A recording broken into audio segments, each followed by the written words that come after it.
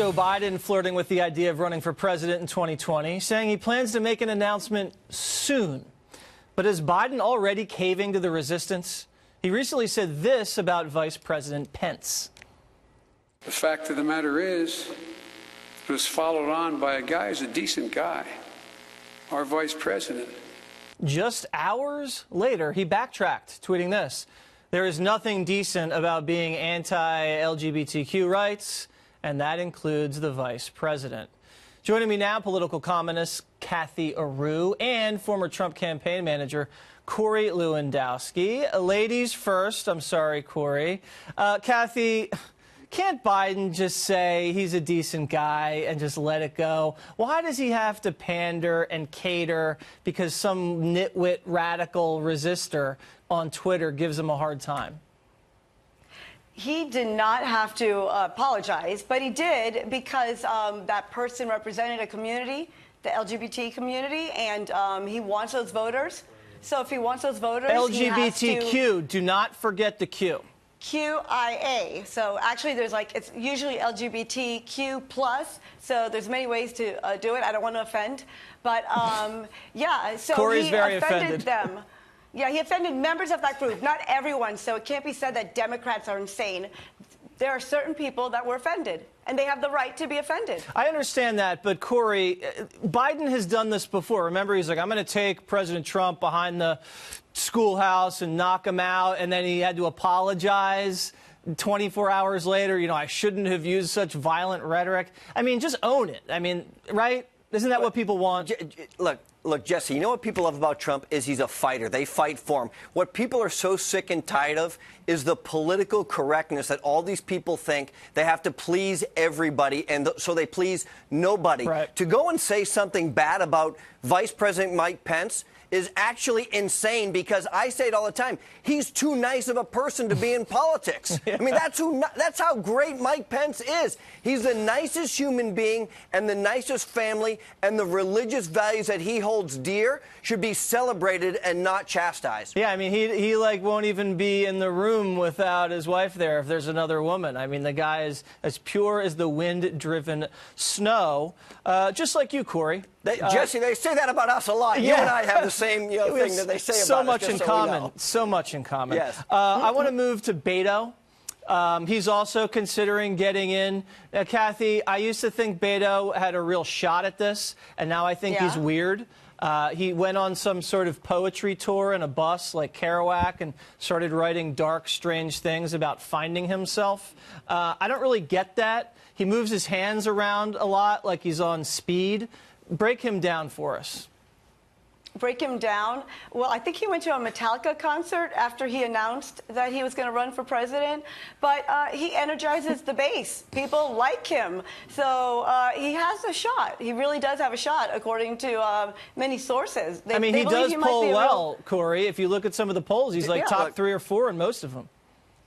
Jesse, the real deal is the guy's first name is Robert. So I think he's offended the Irish Catholic vote, which is Robert O'Rourke is who this guy's real name is. Oh, there goes the Irish vote. I'm offended because I'm part Irish that he won't represent us as he runs for office. His name is Robert O'Rourke. That's like calling me Juan Lewandowski. That's not his name. Can you explain how you get from Robert to Beto? I don't even get that. No! It doesn't.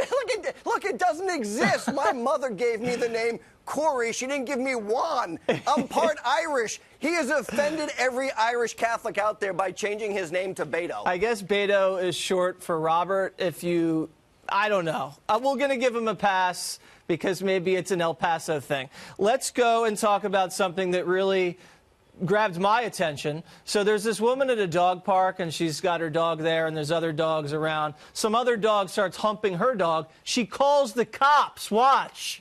Why are you calling the cops right now? Because I told you I wasn't leaving the park because my dog was humping your dog. I'm not verbally assaulting you. I told you I'm not leaving. Look at that assault, guys. Oh, my God, he's assaulting my dog. Let me call the cops.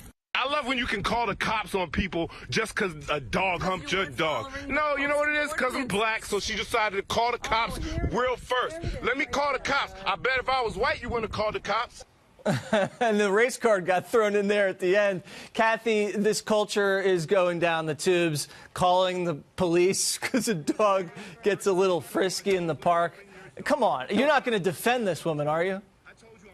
I'm not going to defend her, even though dog parks do have rules, and I don't think humping is one of the rules. Do they do they say that, like no humping at the dog park sign?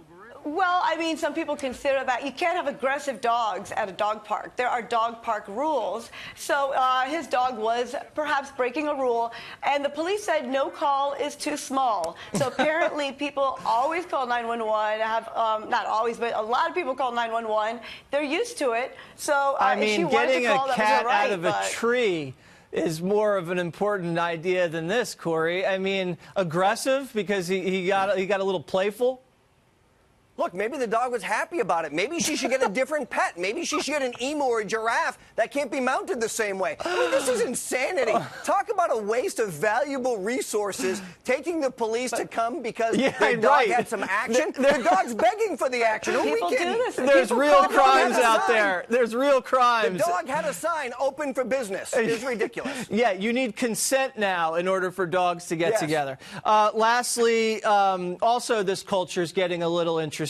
I've never seen anything like this before. You have transgendered women running against kind of people that were born as women, and they're smoking them because they have testosterone. And people are getting upset about this. And now also we have women want to be in the same wrestling divisions as men, and men are saying, are you kidding me? Listen to this guy. I just don't think that's really appropriate with a young lady. And it's also so aggressive and just, I'm not really, I guess, comfortable. Okay, so what's the move, Kathy? If a girl wants to wrestle a boy in high school, that's okay?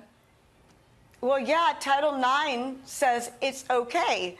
So Title IX allows anyone from any gender, sex, to play in sports, so to participate. So yeah, here's my opinion, Corey. This is what I would do. Allowed. I would bail out of the match, not because I think it's wrong. I'd be afraid to lose to the girl, and then I'd never. Jesse, I understand. I'd never live that down. I understand what your high school career was like. Yes, I understand that. But look, Title IX is about equity. It means the women should have the same opportunities as the men do, in equal playing field. Right. If they want to play one sport, Right. they play the same way. That doesn't mean there's inter-party, men play the women and the women play the men at the same time. Title IX was designed so that women's sporting engagements had the same funding levels, You know what the they same need? facilities. They need Title IX at the dog park. That'll solve all problems. Yes, All that's right? what happened. Corey, Yes. Kathy, And a thank bigger you pet. guys very much.